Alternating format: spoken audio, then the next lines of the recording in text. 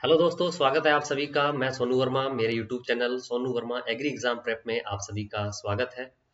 दोस्तों, इस YouTube channel पर हम एक बड़ी शुरुआत जो है करने जा रहे हैं। अगर आप किसी भी एग्रीकल्चर एग्जामिनेशन जैसे कि हाल ही में आई भर्तियां UP triple S CTA, Bihar block horticulture officer और यूपी पीएससी की हाल ही में जो अभी नोटिफिकेशन जारी हुआ है एसटीए का, किसी भी एग्जामिनेशन जैसे आईबीपीएस सीएफओ की आप तैयारी कर रहे हैं तो उनके लिए जितनी भी पॉसिबल थ्योरी क्लासेज हैं अलग अलग सब्जेक्ट्स की, प्रयास करेंगे कि इस YouTube चैनल पर हम अपलोड करें। और इसकी जो शुरुआत है ये हम हॉर्टिकल्चर के सब्जेक्ट के साथ करने वाले हैं। तो अगर आपने अभी तक इस YouTube चैनल को सब्सक्राइब नहीं किया है तो आप YouTube चैनल को सब्सक्राइब कर लीजिए। जो थ्योरी क्लासेज हैं उनके साथ साथ जैसे मंडे टू सैटरडे जो थ्योरी क्लासेज हो जाती हैं उन सभी के जो पॉसिबल एमसीक्यूज हैं वो हम संडे को लाइव क्लासेज के द्वारा या फिर रिकॉर्डेड क्लासेज के द्वारा हम करवाने का प्रयास करेंगे। और जो थ्योरी क्लासेज हैं उनकी पीडीएफ्स भी मैं आपको प्रोवाइड करवाने का प्रयास जो है पूरा पूरा करूंगा। तो अगर आपने टेलीग्राम चैनल्स को ज्वाइन नहीं किया है, क्योंकि पीडीएफ जो है आपको टेलीग्राम चैनल पर मिलने वाली है, तो आप इसको ज्वाइन कर सकते हैं। एग्री बुक्स को आप सर्च करेंगे तो आप ज्वाइन कर सकते हैं। बाकी अगर आपका कोई क्वेरी है तो आप मुझे इंस्टाग्राम पर लिख सकते हैं, मैं वहां पर आपको रिप्लाई जरूर करूंगा। बाकी आपका कोई सवाल है वीडियो के बाद या वीडियो की शुरुआत में तो आप कमेंट सेक्शन में कमेंट जो है ये कर सकते हैं। तो आज से हम शुरुआत करेंगे हॉर्टिकल्चर के बारे में। देखिए, हॉर्टिकल्चर सबसे पहले हम बात करते हैं यहाँ पर वर्ड के डेरिवेशन के बारे में कि हॉर्टिकल्चर जो शब्द है ये उत्पत्ति इसका किस प्रकार से हुआ है, ये शब्द जो है ये किस प्रकार से आया है। तो देखिए, आप ये जानते हैं अच्छी तरह से, जिन भी शब्दों के पीछे कल्चर लग जाता है ना, जिन भी शब्दों के पीछे कल्चर लग जाता है वो सारे शब्द यहाँ पर कौन सी लैंग्वेज से आए होते हैं। तो ये जो सारे शब्द हैं ये लेटिन लैंग्वेज से आए होते हैं, लेटिन भाषा से आए होते हैं। क्लियर है, आप जानते हैं ये। तो हॉर्टिकल्चर हम बोल सकते हैं कि हॉर्टिकल्चर जो वर्ड है ये लेटिन लैंग्वेज से आया हुआ है। ठीक है, लेटिन लैंग्वेज से आया हुआ है। ये जो हॉर्टिकल्चर वर्ड है ये लेटिन लैंग्वेज के दो वर्ड से मिलकर बना हुआ है, जिसमें हॉर्टी जो वर्ड है ये लेटिन लैंग्वेज के हॉर्टस से आया हुआ है। वहीं अगर हम इस कल्चर की बात करें तो देखिए, ये जो वर्ड है ये लेटिन लैंग्वेज के कल्चरा या फिर कल्टस से आया हुआ है। कल्चरा या फिर कल्टस से आया हुआ है। क्लियर है। अब देखिए, ये तो यहाँ पर लेटिन लैंग्वेज के अंदर इसका मतलब हुआ। अब हमें तो कोई यूनिवर्सल लैंग्वेज के अंदर देखना पड़ेगा, या जो हमारी मातृभाषा हिंदी है, जो हमारी देसी भाषा है, उसके अंदर हमें देखना पड़ेगा। तो होटस जो वर्ड है ये लेटिन लैंग्वेज का है और इसका मीन जो इंग्लिश में है ये यहाँ पर क्या होता है, गार्डन। या हम इसे हिंदी में बोले तो हिंदी में इसे हम क्या बोल सकते हैं, उद्यान बोल सकते हैं। तो होटस वर्ड जो है ये लेटिन लैंग्वेज से आया है, जिसका मतलब यहाँ पर गार्डन या फिर उद्यान होता है। क्या होता है, गार्डन या फिर उद्यान, ये जानते होंगे आप ना पहले से भी। अगर हम दूसरे वर्ड लेटिन की कल्चर या कल्चरा की अगर हम बात करें तो ये भी लेटिन लैंग्वेज से आया हुआ है, जिसका मतलब यहाँ पर क्या होता है, कल्टीवेशन, या फिर क्या होता है यहाँ पर इसका मतलब जो है ये खेती करना होता है। क्या होता है, खेती करना। तो ये तो यहाँ पर वर्ड का लिटरली मीन है कि हॉर्टिकल्चर से हम क्या समझते हैं कि हॉर्टिकल्चर के अंदर, देखिए हॉर्टिकल्चर किसकी ब्रांच है, सबसे पहले तो हॉर्टिकल्चर जो है एग्रीकल्चर की ब्रांच है। हॉर्टिकल्चर एग्रीकल्चर की एक ब्रांच है जिसके अंदर हम गार्डन जो क्रॉप्स हैं, उद्यानिकी जो फसलें हैं, इनका हम अध्ययन करते हैं। उसे हम क्या बोल देते हैं, हॉर्टिकल्चर बोल देते हैं। क्लियर है। तो देखिए, हॉर्टिकल्चर जो वर्ड है ये कौन सी लैंग्वेज से आया हुआ है, तो ये जो वर्ड है ये लेटिन लैंग्वेज से आया हुआ है, जिन भी वर्ड्स के पीछे कल्चर लग जाता है। लेकिन आपको एक्सेप्शन के तौर पर भी याद रखना है, कुछ शब्द अपवाद हैं, कल्चर लगा हुआ है उनके पीछे लेकिन वो लेटिन लैंग्वेज से डिराइव्ड नहीं है। ठीक है।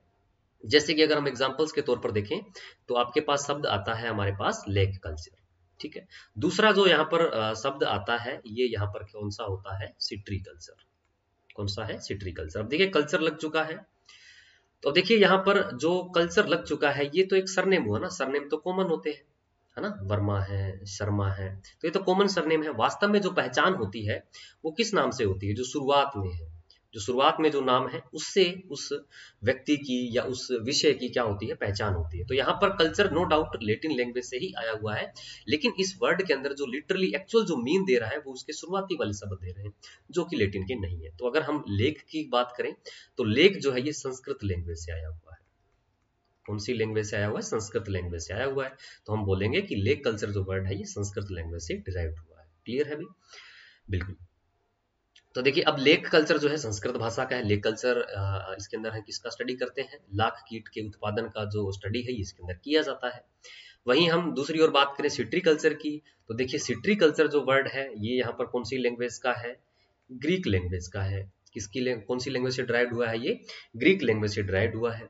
अब इसमें जो सिट्री वर्ड है ये ग्रीक लैंग्वेज के कैड्रोस से बना हुआ है, जिसका मतलब होता है फ्रूट ऑफ गोडली ट्री। और सिट्री कल्चर यहाँ पर किसका साइंस है, तो सिट्रस फ्रूट्स जो है उनके कल्टीवेशन को क्या बोला जाता है, सिट्री कल्चर बोला जाता है, cultivation of citrus fruits.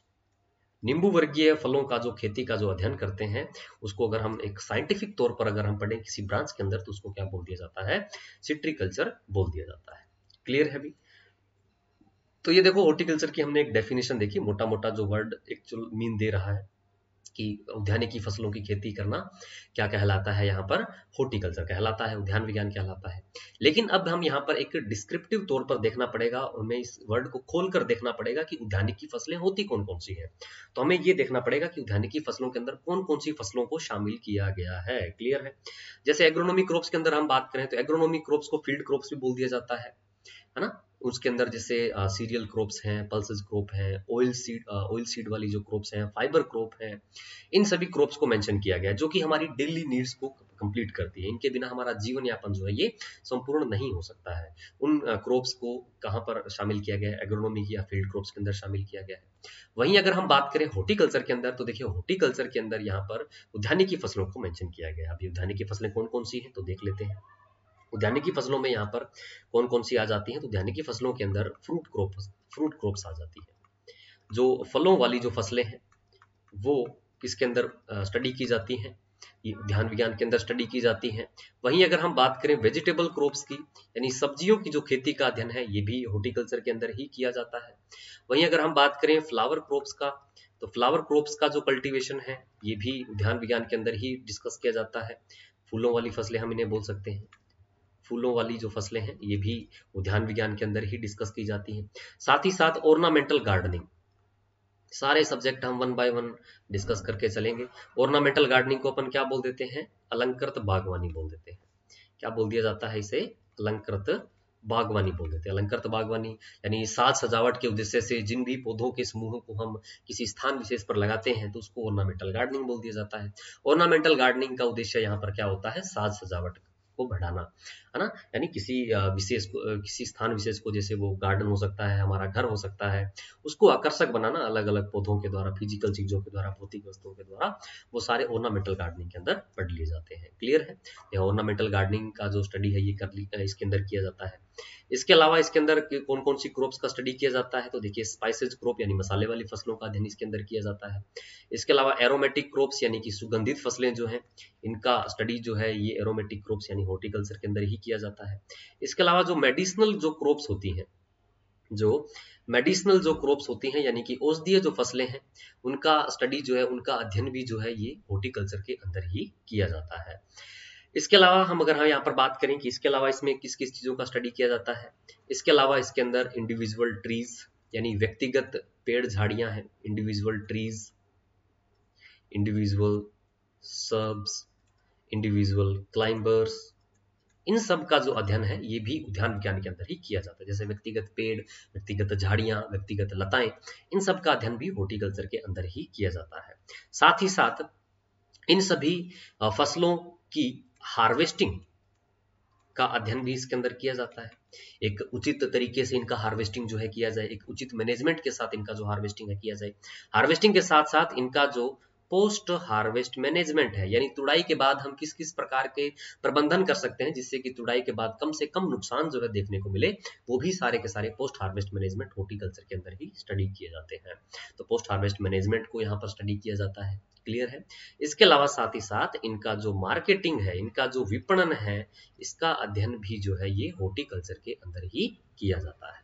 Clear है भी। तो हॉर्टिकल्चर एग्रीकल्चर की एक ब्रांच है जिसके अंदर हम किस किस का स्टडी करते हैं, फ्रूट्स क्रॉप का स्टडी करते हैं, vegetable crop, flower crop, ornamental gardening का स्टडी किया जाता है, स्पाइसेज क्रॉप, इसके अलावा aromatic crop, medicinal crop, individual trees, shrubs, climbers, इनका हार्वेस्टिंग, इनका पोस्ट हार्वेस्ट मैनेजमेंट और इनका मार्केटिंग जो है ये स्टडी जो है ये किया जाता है। तो ये यहाँ पर हॉर्टिकल्चर का एक डेफिनेशन है। इन सभी फसलों को अपन यहाँ पर क्या बोल देते हैं, उद्यानिकी फसलें बोल देते हैं। अब अगर हम इन दोनों इन सभी विषयों के अंदर इन सभी जो कंपोनेंट्स हैं हॉर्टिकल्चर के, इनके अंदर अगर हम देखें कि यहाँ पर मेजर जो यहाँ पर कंपोनेंट है, जो जिनका स्टडी जो है मेनली किया जाता है, वो यहाँ पर किसका किया जाता है, फ्रूट्स एंड वेजिटेबल्स का किया जाता है, जो मेजरली आपके सिलेबस में भी काफी डोमिनेटली दिए होते हैं, है ना। जैसे बीएचओ है तो बीएचओ जैसे एग्जाम के अंदर ऑर्नामेंटल गार्डनिंग पूरा का पूरा हॉर्टिकल्चर ही दिया हुआ है।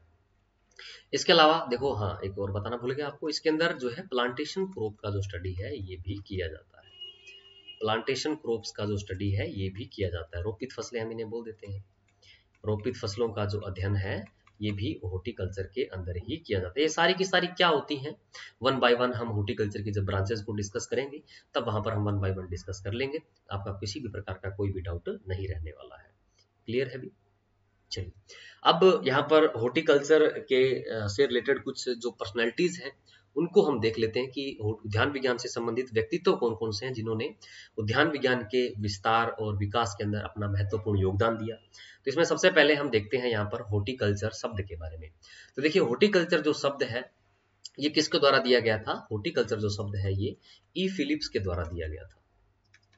किसके द्वारा दिया गया था? ई फिलिप्स के द्वारा दिया गया था। ये कोई विशेष उद्यान विज्ञान की नॉलेज रखने वाले व्यक्ति नहीं थे। ये एक हम बोल सकते हैं कि भाषा के शब्दों को कलेक्ट करने वाले एक व्यक्ति थे। अलग अलग स्थानों पर भ्रमण कर रहे थे, है ना। अलग अलग शब्दों को ये देख रहे थे, कौन से स्थानों पर कौन से डोमिनेंट वर्ड का यूज जो है किया जा रहा है। तो इन्होंने इस प्रकार से हॉर्टिकल्चर जो वर्ड है ये अपनी बुक के अंदर लिखा हुआ था। इन्होंने अपनी book the new book of new words के नाम से इन्होंने एक बुक लिखी थी, जिसके अंदर इन्होंने जो हॉर्टिकल्चर वर्ड है इसको मेंशन किया था। तो हॉर्टिकल्चर जो शब्द है ये किसके द्वारा दिया गया था? ई फिलिप्स के द्वारा दिया गया था। क्लियर है? अब अगर हम बात करें फादर ऑफ हॉर्टिकल्चर के बारे में, तो देखिए फादर ऑफ हॉर्टिकल्चर किन्हें बोला जाता है? तो फादर ऑफ हॉर्टिकल्चर जो है ये डॉक्टर लिबर्टी हेडे बेली को बोला जाता है। डॉक्टर लिबर्टी हेडे बेली को बोला जाता है। इन्हें फादर ऑफ हॉर्टिकल्चर बोलते हैं। क्लियर है? इसके अलावा देखिए, कुछ इंस्टीट्यूट जो है ये थॉमस एंड्रयू नाइट को भी फादर ऑफ हॉर्टिकल्चर कंसीडर करते हैं। थॉमस एंड्रयू नाइट को भी फादर ऑफ हॉर्टिकल्चर कंसीडर किया जाता है। ये बेली कौन से हैं? ये वही बेली हैं जिन्होंने, हम कद्दू वर्गीय सब्जियां जब पढ़ते हैं तो हम पढ़ते हैं कि कुकुरबिट्स जो शब्द है ये किसके द्वारा दिया गया था? कुकुरबिट्स शब्द जो है लिबर्टी हेडे बेली के द्वारा ही दिया गया था और इन्हें ही फादर ऑफ हॉर्टिकल्चर बोला जाता है। क्लियर है? चलिए आगे बढ़ते हैं। अब अगर हम बात करें उद्यान विज्ञान के पिता भारत के अंदर किन्हें कहा जाता है, तो देखिए भारत के अंदर जो उद्यान विज्ञान के पिता कहा जाता है ये एमएच मोरीगोवाड़ा को कहा जाता है। किन्हें कहा जाता है? एमएच मोरीगोवाड़ा को उद्यान विज्ञान के पिता भारत के अंदर कहा जाता है। क्लियर है? महाराष्ट्र के थे ये। महाराष्ट्र के अंदर इन्होंने उद्यान विज्ञान के प्रचार प्रसार और विकास के अंदर काफी महत्वपूर्ण योगदान जो है ये दिया था। इसके अलावा जो उद्यान विज्ञान के पिता, आधुनिक उद्यान विज्ञान के पिता बोला जाता है। अभी देखिए ये क्वेश्चन आया हुआ है एग्जाम के अंदर, GPSC Gujarat public service commission के द्वारा भी हॉर्टिकल्चर ऑफिसर और इनके एग्जाम जो है करवाए जाते हैं। तो वहां पर पूछा गया था कि मॉडर्न हॉर्टिकल्चर के फादर जो है इंडिया के अंदर किन्हें बोला जाता है। तो इंडिया के अंदर मॉडर्न फादर जो है हॉर्टिकल्चर किन्हें बोला जाता है? तो डॉक्टर के.एल. चड्ढा को बोला जाता है। किन्हें बोला जाता है? Doctor KL. चड्ढा को बोला जाता है। और इनके द्वारा एक हॉर्टिकल्चर के सब्जेक्ट के लिए, हॉर्टिकल्चर क्षेत्र में इन्होंने एक प्रसिद्ध बुक भी लिखी है जिसको आपने पढ़ा होगा, पढ़ा नहीं होगा तो जरूर देखा होगा, जिसका नाम है हैंडबुक ऑफ हॉर्टिकल्चर। क्या है? Handbook of horticulture. किनके द्वारा लिखी गई है? Doctor KL. चड्ढा के द्वारा लिखी गई है। इसके अलावा देखो कुछ एक इंस्टीट्यूट है जो कि डॉक्टर जी.एस. चीमा जी को भी यहाँ पर उद्यान विज्ञान के पिता कंसीडर करते हैं। काफी रिनोन साइंटिस्ट है ये। इंडियन हॉर्टिकल्चर सोसाइटी के पहले जो प्रेसिडेंट रहे थे, जिसका जो एस्टेब्लिशमेंट है ये 1942 के अंदर हुआ था। Royal horticulture society of India जिसे बोला जाता है, उसके पहले जो प्रेसिडेंट थे वो डॉक्टर जी.एस. चीमा जी ही थे। इन्होंने, अगर हम कंट्रीब्यूशन की बात करें कि इन्होंने क्या कंट्रीब्यूशन किया था, तो इन्होंने देखो, आपने गोवा जब हम क्रॉप पढ़ते हैं तो गोवा के अंदर आपने एक वैरायटी का डिस्कस जरूर किया होगा जिसका नाम है सरदार। सरदार वैरायटी जो है डॉक्टर जी.एस. चीमा के द्वारा ही जो है डेवलप की गई है। इसके अलावा पोमग्रेनेट के अंदर आप एक वैरायटी को डिस्कस करते हैं, वैरायटी पढ़ते हैं जो कि काफी क्रांतिकारी एक वैरायटी है, नाम है गणेश। ये भी डॉक्टर जी.एस. चीमा के द्वारा ही डेवलप की गई है। साथ ही साथ इसके अलावा ग्रेप क्रॉप जब आप पढ़ते हैं, अंगूर जब फसल आप पढ़ते हैं, उसके अंदर एक वैरायटी को आप डिस्कस करते हैं जिसका नाम है चीमा साहेबी। क्या है? चीमा साहिबी, तो चीमा साहिबी जो वैरायटी है ये भी यहाँ पर किसके द्वारा डेवलप की गई है, ये भी डॉक्टर जीएस चीमा के द्वारा ही डेवलप की गई है। ठीक है, तो ये यहाँ पर कुछ वैरायटीज हैं, इनके द्वारा इन्होंने ये जो वैरायटीज हैं इनके द्वारा ही इन्हें डेवलप किया गया। साथ ही साथ royal horticulture society of India के पहले जो प्रेसिडेंट रहे थे जो डॉक्टर जीएस चीमा ही थे। Royal horticulture society of India का एस्टेब्लिशमेंट 1942 लयालपुर के अंदर हुआ, जो कि अभी हाल फिलहाल कहाँ पर है, पाकिस्तान के अंदर है। क्लियर है भी, तो ये यहाँ पर कुछ रिलेटेड जो पर्सनैलिटीज थे उनके बारे में बात हुई। हाँ, इसके अलावा एक और आप याद रख सकते हैं, देखिए आप पढ़ते हैं कि सेंटर ऑफ ओरिजिन किसने दिया, तो आप पढ़ते हैं सेंटर ऑफ ओरिजिन जो है ये किसने दिया था, वेविलोव ने दिया था। तो इंडिया के अंदर जो इंडियन वेविलोव बोला जाता है, इंडियन वेविलोव जिनको बोला जाता है वो किसको बोला जाता है, डॉक्टर हरभजन सिंह को बोला जाता है। डॉक्टर हरभजन सिंह को क्या बोला जाता है, इंडियन वेविलोव बोला जाता है। इन्होंने सेंटर ऑफ ओरिजिन तो नहीं दिया, लेकिन इन्होंने इंडिया के अंदर काफी सारी जो लो चिलिंग वेराइटीज हैं इनको इंट्रोड्यूस किया था। टेम्परेट फ्रूट्स की जो लो चिलिंग वेराइटीज, अलग अलग फ्रूट्स की जैसे कार्नबेरीज, ब्लूबेरीज, इनकी लो चिलिंग वेराइटीज को इंट्रोड्यूस करने का काम किया था, इसलिए इन्हें क्या बोल दिया जाता है, इंडियन वेविलोव, वेविलियो भी बोल दिया जाता है। इंडियन वेविलोव के नाम से भी इन्हें जाना जाता है। क्लियर है भी। इसके अलावा देखो हॉर्टिकल्चर के अंदर कुछ फेमस बुक्स हैं जो कि एग्जाम में बहुत बार पूछ ली जाती हैं, पूछी गई हैं ये सारी की सारी बुक। तो ये हॉर्टिकल्चर की फेमस बुक्स कौन कौन सी हैं, तो देख लेते हैं। देखिए सबसे पहले हैंडबुक ऑफ हॉर्टिकल्चर, ये हमने बात कर ली है, डॉक्टर के एल चड्डा के द्वारा ये लिखी गई है। फ्रूट ग्रोविंग इन इंडिया, ये किसके द्वारा लिखी गई है, डब्ल्यू बी हेस के द्वारा लिखी गई है। Basic horticulture book doctor Jitendra Singh के द्वारा लिखी गई है ना। और सौभाग्य से मेरा जो ग्रेजुएशन है इन्हीं की कर कमलों में हुआ है। ठीक है, और अगली बुक जो है रोज इन इंडिया, ये किसके द्वारा लिखी गई है, बीपी पाल के द्वारा लिखी गई। डॉक्टर बीपी पाल वैसे तो ये वीट ब्रीडर थे, लेकिन उन्होंने गुलाब का जो ब्रीडिंग है उस पर भी अच्छा खासा काम किया था, इसलिए इन्हें रोज ब्रीडर बोल दिया जाता है, फेमस रोज ब्रीडर इन्हें बोल दिया जाता है। क्लियर है, तो रोज इन इंडिया जो बुक है ये डॉक्टर बीपी पाल के द्वारा लिखी गई है, और इनके द्वारा जो वैरायटी डेवलप की गई थी रोज की, ये यहाँ पर कौन सी थी, रोजा सरबत थी। कौन सी थी, रोजा सरबत। तो ये कुछ फेमस बुक है। इसके अलावा अगर हम बात करें कि फेमस जर्नल्स कौन कौन से हैं हॉर्टिकल्चर के जर्नल्स, जैसे कि जर्नल्स जो हैं ये रिसर्च स्कॉलर्स लिखते हैं, प्रोफेसर्स लिखते हैं, और साइंटिस्ट लोग जो रिसर्च करके जो पब्लिश करते हैं आर्टिकल्स, उन्हें हम क्या बोल देते हैं, जर्नल्स बोल देते हैं। तो हॉर्टिकल्चर के अंदर जो कुछ फेमस जर्नल्स हैं उनके नाम यहाँ पर पूछ लिए जाते हैं, वो कौन कौन से हैं, तो देखिए यहाँ पर है इंडियन जर्नल ऑफ हॉर्टिकल्चर, ये यहाँ पर किसके द्वारा पब्लिश किया जाता है, तो ये Indian academy of horticulture science, जिसे पहले royal horticulture society of India बोला जाता था। ठीक है, इसके द्वारा पब्लिश किया जाता है। इंडियन हॉर्टिकल्चर, ये किसके द्वारा पब्लिश किया जाता है, तो ये आईसीआर के द्वारा पब्लिश किया जाता है। जर्नल ऑफ हॉर्टिकल्चर साइंस, ये किसके द्वारा पब्लिश किया जाता है, तो IIHR हसरगट्टा बेंगलोर, जो कि हॉर्टिकल्चर का इंडिया के अंदर एक रिनोन इंस्टीट्यूट है, इसके द्वारा जो जर्नल पब्लिश किया जाता है ये जर्नल ऑफ हॉर्टिकल्चरल साइंसेज है। क्लियर है भी। इसके अलावा है यहाँ पर नेक्स्ट जो जर्नल है ये है Indian journal of arid horticulture, शुष्क बागवानी के लिए जो पत्रिका जो पब्लिश की जाती है, ये यहाँ पर किसके द्वारा पब्लिश की जाती है, Indian society of arid horticulture, किसके द्वारा की जाती है, Indian society of arid horticulture के द्वारा पब्लिश जो है ये की जाती है। क्लियर है भी, यहाँ तक ये इंट्रोडक्शन की बात होगी, फेमस बुक्स की बात होगी, फेमस पर्सनैलिटीज की बात होगी, क्या होता है हॉर्टिकल्चर, फेमस जर्नल्स की बात होगी, इसके बारे में हमने अभी तक डिस्कस किया है। चलिए नेक्स्ट बढ़ते हैं। अब देखिए हमने क्या बोला कि जो मेजर जो पार्ट है आपका हॉर्टिकल्चर के अंदर वो यहाँ पर क्या है, फ्रूट एंड वेजिटेबल्स है। तो आगे बढ़ने से पहले हमें कम से कम ये क्लियर होना चाहिए कि फ्रूट एंड वेजिटेबल्स होते क्या है। बॉटनी के हिसाब से, हॉर्टिकल्चर के हिसाब से फ्रूट्स एंड वेजिटेबल्स जो है ये क्या होते हैं। तो सबसे पहले हम बात करते हैं एक फ्लावर के स्ट्रक्चर के बारे में। देखिए ये यहाँ पर बाइलिंगुअल लिखा गया है, आपको समझने में कोई भी दिक्कत नहीं होगी। ये जो आप यहाँ पर पार्ट देख रहे हैं, ये जो पार्ट है ये स्त्री केसर होता है, मादा भाग होता है किसी भी फूल का, इसे इंग्लिश में पिस्टिल भी बोल दिया जाता है। पिस्टिल के अंदर यहाँ पर 3 मुख्य भाग जो है देखने को मिलते हैं। इसमें सबसे ऊपर वाला जो भाग आप देख रहे हैं ये यहाँ पर वर्तिकाग्र होता है, इसको स्टिग्मा बोल दिया जाता है। नेक्स्ट ये जो आप ट्यूब वाला जो स्ट्रक्चर देख रहे हैं इसको वर्तिका या फिर स्टाइल बोल दिया जाता है। नेक्स्ट जो आप ये यहाँ पर एक पार्ट देख रहे हैं इसे क्या बोल दिया जाता है, अंडाशय या फिर ओवेरी बोल दिया जाता है। इस अंडाशय के अंदर यहाँ पर क्या प्रेजेंट रहता है, इस अंडाशय के अंदर यहाँ पर ओव्यूल प्रेजेंट रहता है, जिसको क्या बोल दिया जाता है, बीजांड बोल दिया जाता है। क्या बोल देते हैं, बीजांड। और इन तीनों भागों को मिलाकर क्या बोल देते हैं, स्त्री केसर या फिर पिस्टिल बोल देते हैं, जो किसी भी फूल का कौन सा भाग होता है, जो किसी भी फूल का एक मादा भाग होता है। क्लियर है, जो किसी भी फूल का कौन सा भाग होता है, मादा भाग होता है।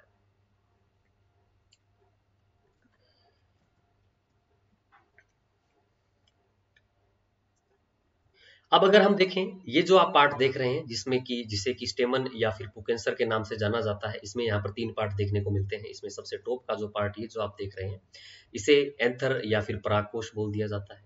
इसे क्या बोल देते हैं, एंथर या फिर परागकोश बोल देते हैं। इस परागकोश के अंदर क्या पाए जाते हैं, पोलन पाए जाते हैं। क्या पाए जाते हैं, पोलन या फिर परागकण पाए जाते हैं, जो कि एक युग्मक होते हैं, जो कि क्या होते हैं, गैमीट या फिर युग्मक होते हैं। फर्टिलाइजेशन पोलिनेशन में हेल्प करते हैं। इसके बाद परागकोश को जो सहारा देने का जो सहारा जो प्रदान करते हैं, जो स्ट्रक्चर, उसको क्या बोल दिया जाता है, पूतंतु या फिर फिलामेंट बोल दिया जाता है, जो कि परागकोश को सहायता प्रदान करता है, फिजिकल स्ट्रेंथ देने का काम करता है। इसके बाद और इन दोनों को मिलाकर क्या बोल दिया जाता है, स्टेमन बोल दिया जाता है। अब देखिए यहाँ पर क्या देखने को मिलता है, जब परागकोश जब मैच्योर हो जाता है, परिपक्व हो जाता है, तो परागकोश फट जाता है, इसके अंदर स्प्लिटिंग देखने को मिलती है, और यहाँ से पोलन जो है ये पहुंच जाते हैं कहाँ पर, स्टिग्मा पर। कहाँ पहुंच जाते हैं, स्टिग्मा पर पहुंच जाते हैं। स्टिग्मा पर पहुंचते हैं और रुकते हैं। स्टिग्मा जो है ये पहचान करती है कि क्या ये पोलन हमारी हमारी ही जाति के हैं। अगर ये सेम जाति के हैं तो स्टिग्मा जो है ये इस पोलन को न्यूट्रिशन या पोषण देने का काम करती है, और यहाँ से पोलन से क्या निकलती है, पोलन ट्यूब निकलती है, जिसको क्या बोल दिया जाता है, पराग नलिका बोल दिया जाता है। अब ये पराग नलिका कहाँ पर पहुंचती है, ओव्यूल या बीजांड के पास पहुंचती है, और ये दोनों मिलकर यहाँ पर क्या बना लेते हैं, बीज बना लेते हैं। क्या बना लेते हैं, बीज बना लेते हैं। ओव्यूल जब मैच्योर हो जाता है तो ये क्या बना लेते हैं, बीज या सीड बना लेते हैं। वहीं अगर हम बात करें ओवेरी के बारे में, ओवेरी जब मैच्योर होता है तो ये यहाँ पर क्या बना लेता है, फल बना लेता है। क्या बना लेता है, फल बना लेता है या फिर फ्रूट बना लेता है। तो हमें फ्रूट और सीड की जो डेफिनेशन है वो हमें पता लग चुकी है बॉटनी के अकॉर्डिंग, कि जो मैच्योर जो ओव्यूल होता है, परिपक्व जो बीजांड होता है, उसे क्या बोल दिया जाता है, बीज बोल देते हैं। वहीं अगर हम बात करें फल के बारे में, तो फल यहाँ पर क्या होता है, परिपक्व अंडाशय जो है उसे क्या बोल दिया जाता है, फल बोल दिया जाता है। परिपक्व अंडाशय जो है ये क्या होता है, फल होता है। और देखो ये डेफिनेशन भी आई हुई है एग्जाम के अंदर। ये डेफिनेशन जो है आई हुई है, सीधी सीधी पूछी हुई थी कि फल क्या है, मैच्योर ओव्यूरी है, मैच्योर ओव्यूल है। तो ये पूछा हुआ था एग्जाम के अंदर। तो आपको ये एक कॉमन सी बात है, लेकिन कई बार स्टूडेंट जो है उनके दिमाग से ये बात फिसल जाती है। तो आपको क्लियर याद रखना है, मैच्योर ओवेरी जो है फल कहलाता है। वही अगर हम बात करें, मैच्योर ओव्यूल जो है ये सीड कहलाता है। तो हमने फलों को देख लिया, फल क्या होता है, फल जो है मैच्योर ओवेरी होता है। क्लियर है भी। अब देखो सब्जी की अगर हम बात करें, तो सब्जी बॉटनी के अंदर तो आप नहीं पढ़ते। सब्जी जो है वो कोई भाग नहीं होता है, किसी भी प्लांट के अंदर सब्जी कोई भाग नहीं होता। सब्जी जो है ये हमारा क्या होता है, उद्देश्य होता है। जैसे कि अगर हम बात करें फलों या सब्जियों के अंदर एक परिपक्वता की development and growth and development को लेकर अगर हम बात करें, तो देखिए जब फ्लावर के अंदर यहाँ पर पोलिनेशन देखने को मिलता है, तो फ्रूट बर्ड्स जो है डेवलप हो जाती है ना, फ्रूट बर्ड डिफरेंशिएशन जो है देखने को मिलता है। अब इसके अंदर कुछ ग्रोथ एंड डेवलपमेंट जो है देखने को मिलते हैं, और फ्रूट जो है ये अपने साइज को क्या कर लेता है, गेन कर लेता है। फ्रूट जो है ये क्या करता है, अपने साइज को जो है ये गेन कर लेता है। जब ये अपना मैक्सिमम साइज अटेन कर लेता है, तो उसे अपन क्या बोल देते हैं, फिजियोलॉजिकल मैच्योरिटी बोल देते हैं, या फिर इसे क्या बोल दिया जाता है, शारीरिक परिपक्वता बोल दिया जाता है। इसे क्या बोल दिया जाता है, शारीरिक परिपक्वता या फिर फिजियोलॉजिकल मैच्योरिटी बोल दिया जाता है। अब इस स्टेज के बाद ये फल जो है ये आगे ग्रोथ के अंदर नहीं बढ़ने वाला है, यानी इसके अंदर साइज, शेप, वेट, वॉल्यूम जो है ये नहीं बढ़ने वाला है। अब इसके अंदर कुछ रासायनिक चेंजेस जो है ये देखने को मिलेंगे, और फल जो है ये अपना क्या हो जाता है, राइप हो जाता है, जिसको अपन क्या बोल देते हैं, एक पका हुआ फल बोल देते हैं। तो मोस्ट ऑफ जो फल होते हैं उनको कौन सी स्टेज पर हार्वेस्ट करते हैं अपन, फिजियोलॉजिकल मैच्योरिटी स्टेज पर हार्वेस्ट करते हैं। क्लाइमेक्ट्रिक, नॉन क्लाइमेक्ट्रिक फल क्या होते हैं वो सारे आगे डिस्कस करेंगे। लेकिन अभी के लिए हमें ये ध्यान रखना है कि फल जो है ये मोस्टली कौन सी स्टेज पर हार्वेस्ट किए जाते हैं, फिजियोलॉजिकल मैच्योरिटी पर हार्वेस्ट किए जाते हैं, बोले तो शारीरिक परिपक्वता पर हार्वेस्ट किए जाते हैं। क्या सब्जियों को परिपक्वता पर हार्वेस्ट किया जाता है? क्या सब्जियों को एकदम फिजियोलॉजिकल मेच्योरिटी पर हार्वेस्ट करते हैं? बिल्कुल नहीं करते। सब्जियों को तो हम कच्चा खाना पसंद करते हैं। तो सब्जियां जो है उन्हें कौन सी स्टेज पर हार्वेस्ट किया जाता है? फिजियोलॉजिकल मेच्योरिटी से जस्ट पहले की जो स्टेज होती है उस पर हार्वेस्ट किया जाता है। वैसे बोटनी के अंदर ये कोई स्टेज नहीं है, लेकिन अब हमें इसे स्टेज का नाम देना पड़ेगा, क्योंकि हॉर्टिकल्चर की एक बहुत मेजर कमोडिटी जैसे कि वेजिटेबल कच्ची अवस्था में तोड़ी जाती है, टेंडर स्टेज में तोड़ी जाती है, तो उस मेच्योरिटी को हमें नाम देना पड़ेगा। तो फिजियोलॉजिकल मैच्योरिटी से पहले तोड़ी जाती है सब्जियां, इसलिए इनको क्या बोल देते हैं, हॉर्टिकल्चरल मैच्योरिटी बोल देते हैं। क्या बोल दिया जाता है, हॉर्टिकल्चरल मैच्योरिटी बोल देते हैं, या फिर इसको उद्यानिकी परिपक्वता बोल देते हैं। अब फार्मर जो है, जाहिर सी बात है, अब जो वेजिटेबल्स को हार्वेस्ट करके मुनाफा कौन सी स्टेज पर हार्वेस्ट करेंगे, यानी कि मुनाफा कमाने के लिए कौन सी स्टेज पर हार्वेस्ट करेंगे, हॉर्टिकल्चर मैच्योरिटी पर ही हार्वेस्ट करेंगे, टेंडर स्टेज पर ही हार्वेस्ट करेंगे। तो हॉर्टिकल्चर मैच्योरिटी को कमर्शियल मैच्योरिटी भी बोल दिया जाता है। हॉर्टिकल्चर मैच्योरिटी को कमर्शियल मैच्योरिटी या फिर व्यावसायिक परिपक्वता भी बोल दिया जाता है। तो अब डिफरेंस क्लियर हुआ आपके, फ्रूट एंड वेजिटेबल्स क्या होते हैं। देखिए फ्रूट्स जो है ये मैच्योर ओवेरी होते हैं, इनको हम फल बोल देते हैं। बिना कुक किए इन्हें ताजा अवस्था के अंदर खाया जा सकता है। स्वाद में ये क्या देखने को मिलते हैं, यहाँ पर मीठे देखने को मिलते हैं। मेनली जो इनके अंदर शुगर देखने को मिलता है, ये कौन सा होता है, फ्रक्टोज होता है। वहीं अगर हम बात करें वेजिटेबल्स के बारे में, तो वेजिटेबल्स जो है ये किसी भी प्लांट का कोई पार्ट नहीं होता, ये हमारा ऑब्जेक्ट, हमारा उद्देश्य होता है। सब्जियों को जो है यहाँ पर फिजियोलॉजिकल मैच्योरिटी से पहले हार्वेस्ट किया जाता है, टेंडर स्टेज पर हार्वेस्ट किया जाता है। तो इस मैच्योरिटी को नाम देने के लिए हॉर्टिकल्चर मैच्योरिटी या फिर उद्यानिकी परिपक्वता बोल देते हैं। फार्मर्स भी इसी स्टेज पर हार्वेस्ट करके ही मुनाफा कमाते हैं, इसलिए इसे हम कमर्शियल मैच्योरिटी या फिर व्यावसायिक परिपक्वता के नाम से भी जानते हैं। क्लियर है। तो ये यहाँ पर फल और सब्जियों के बीच में डिफरेंस जो है ये हमने डिस्कस किया। अब देखिए वन बाय वन अब हम ब्रांचेज ऑफ हॉर्टिकल्चर को डिस्कस करने वाले हैं। उद्यान विज्ञान की जो महत्वपूर्ण शाखाएं हैं वो यहाँ पर कौन कौन सी हैं, तो उनको हम डिस्कस करेंगे। इसमें सबसे पहले जो उद्यान विज्ञान के अंदर शाखा आती है, ये यहाँ पर कौन सी है, पोमोलॉजी है।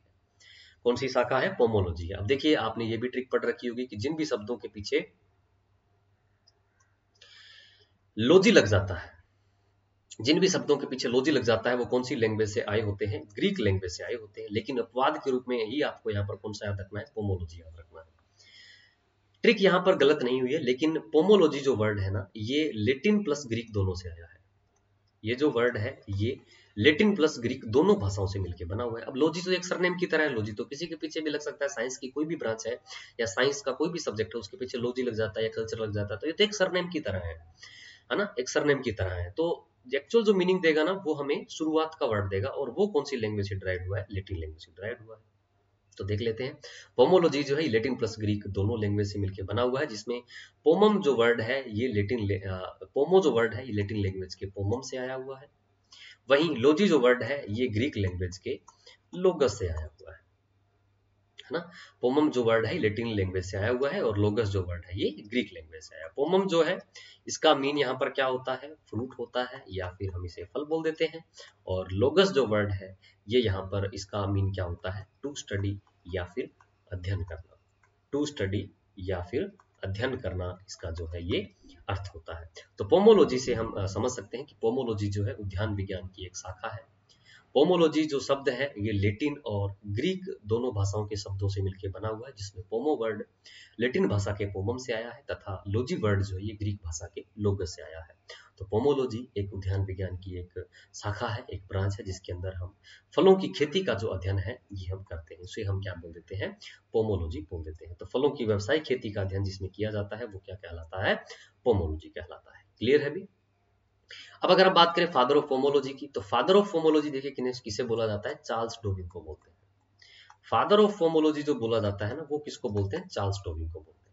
वहीं अगर हम बात करें फादर ऑफ सिस्टमेटिक पोमोलॉजी, यानी बोटनी के अकॉर्डिंग जिन्होंने पोमोलॉजी को स्टडी किया, क्लासिफाई किया, वो उनके फादर जो है किन्हें बोला जाता है, फादर ऑफ सिस्टमेटिक पोमोलॉजी के फादर किन्हें बोला जाता है, तो ये डीकन डोली को बोला जाता है। किन्हें बोला जाता है, डीकन डोली को बोला जाता है। तो ये आप याद रखेंगे, father of pomology Charles Darwin को बोलते हैं, और फादर ऑफ सिस्टमेटिक पोमोलॉजी जो है ये डीकन डोली को बोला जाता है। क्लियर है। तो ये पोमोलॉजी के बारे में था, ये हमारी पहली ब्रांच हुई, हमने डिस्कस कर ली है। नेक्स्ट यहाँ पर जो ब्रांच आती है ये यहाँ पर कौन सी है, ओलेरीकल्चर। नेक्स्ट जो ब्रांच है हॉर्टिकल्चर के अंदर, ये यहाँ पर कौन सी है, ओलेरीकल्चर। अब देखिए बार बार हम डिस्कस नहीं करने वाले हैं, कल्चर लग चुका है, मतलब भी पता है आपको कल्चर का क्या होता है। तो देखो कल्चर लग चुका है, इसका मतलब ये कौन सी लैंग्वेज का है, लेटिन लैंग्वेज का है। तो ओलेरीकल्चर जो है ये यहाँ पर लेटिन भाषा के दो शब्दों से मिलकर बना हुआ है, ओलेरी और कल्चर, जिसमें ओलेरी जो वर्ड है ये लेटिन लैंग्वेज के ओलेरी से आया हुआ है, और कल्चर जो है ये यहाँ पर कल्चरा या फिर कल्टस से आया हुआ है। अब देखिए ओलेरीज जो वर्ड है, ओलेरिस जो शब्द है, इसका मतलब यहाँ पर क्या होता है, हर्बेशियस। इसका मतलब यहाँ पर क्या होता है, हर्बेशियस, या उसको अपन क्या बोल देते हैं, साक्य बोल देते हैं। अब कल्चरा या कल्टस का मीन क्या होता है, तो कल्चरा या कल्टस का मीन यहाँ पर क्या होता है, खेती करना या फिर कल्टीवेशन करना। तो इस वर्ड से तो हमें क्या पता चल रहा है कि हर्बेशियस जो पौधे हैं उनकी कल्टीवेशन करना, लेकिन ये तो इसका एक्चुअल मीन नहीं है, क्योंकि अब तो हमने कहीं नहीं पढ़ा कि हर्बेशियस प्लांट जो है हॉर्टिकल्चर के अंदर पर्टिकुलरली जब हम ब्रांच को पढ़ रहे थे या किन किन कंपोनेंट्स को हम स्टडी करते हैं हॉर्टिकल्चर, ये तो नहीं पढ़ा था। तो हमें देखना पड़ेगा कि हर्बेशियस प्लांट हॉर्टिकल्चर के अंदर कौन से हैं मोस्टली। तो देखिए सब्जियां जो है, वेजिटेबल्स जो होती हैं, ये यहाँ पर मोस्टली क्या देखने को मिलती है, साकीय ही देखने को मिलती है। साकीय या फिर herbaceous प्लांट कौन से होते हैं, ऐसे प्लांट जिनके अंदर वुड का फॉर्मेशन नहीं होता है, लकड़ी का जो निर्माण है ये नहीं हो पाता है, वुड का फॉर्मेशन नहीं हो पाता, उनको अपन क्या बोल देते हैं, साकीय पौधे बोल देते हैं, herbaceous प्लांट बोल देते हैं। श्रब से ये थोड़े छोटे देखने को मिलते हैं। अब श्रब या झाड़ियां क्या होती हैं, ऐसे प्लांट ग्रुप जिनमें वुड तो डेवलप हो जाती है, लेकिन मेन स्टेम के रूप में इनमें कोई मुख्य तना नहीं पाया जाता है, मुख्य तना इसमें एब्सेंट होता है, उनको अपन क्या बोल देते हैं, श्रब या झाड़ी बोल देते हैं। वहीं अगर हम ट्री या पेड़ की बात करें, तो पेड़ या ट्री क्या होते हैं, ऐसे पौधों के समूह हैं जिनके अंदर एक कॉम्पैक्ट स्टेम जो है ये देखने को मिलता है, एक बड़ा मुख्य तना जो है इनके अंदर देखने को मिलता है, और ये वुडी नेचर के देखने को मिलते हैं, उन्हें अपन क्या बोल देते हैं, ट्री बोल देते हैं। मल्टीपल स्टेम जिनमें देखने को मिलता है, बहुत सारे तने जिनमें देखने को मिलते हैं, उनको अपन श्रब या झाड़ी बोल देते हैं। जिनके अंदर वुड डेवलप नहीं होती है, उनको अपन क्या बोल देते हैं, हर्बेशियस प्लांट बोल देते हैं। अब देखिए वेजिटेबल्स होती है ना, वो यहाँ पर क्या देखने को मिलती है, मोस्ट ऑफ हर्ब ही देखने को मिलती है। वेजिटेबल्स के जो प्लांट होते हैं वो मोस्टली क्या यहाँ पर देखने को मिलते हैं, हर्बेशियस ही देखने को मिलते हैं। तो हम यहाँ पर ये बोल सकते हैं कि ओलेरी कल्चर के अंदर यहाँ पर कौन से प्लांट ग्रुप का स्टडी जो है किया जाता है, कौन सी फसलों का अध्ययन किया जाता है। तो ओलेरी कल्चर के अंदर मुख्यतः सब्जियों की खेती का जो अध्ययन है ये किया जाता है।